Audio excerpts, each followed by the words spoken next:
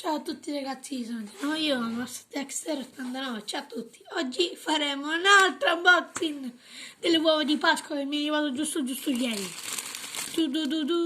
Vabbè, uovo bimbo. Ok, sempre con la mia assistente. Ok, assistente, aiutami ad aprirlo. Ecco le forbici che ti servono.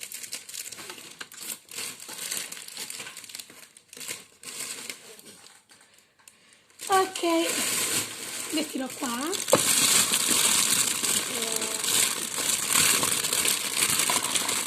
E mettiamolo più di qua.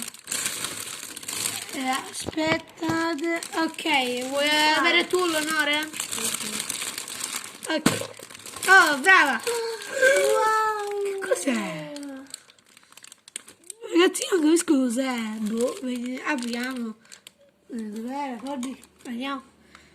Boh, non capisco cosa sia. Aspetta, prova il cioccolato.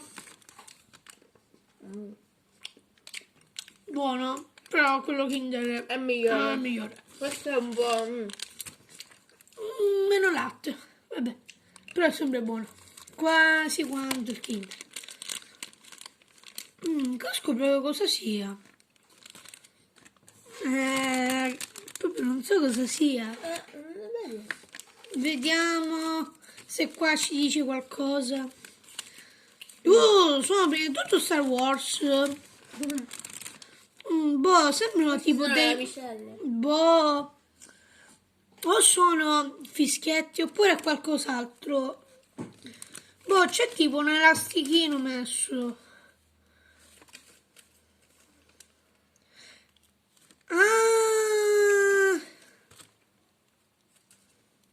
Wow. Cazzo, è questa! In pratica è una mini lucina, che figo! È la mini pistola. C'è... laser. ed è quella lei su Bega. Bellissimo. Molto bella. Un altro po' di cioccolato.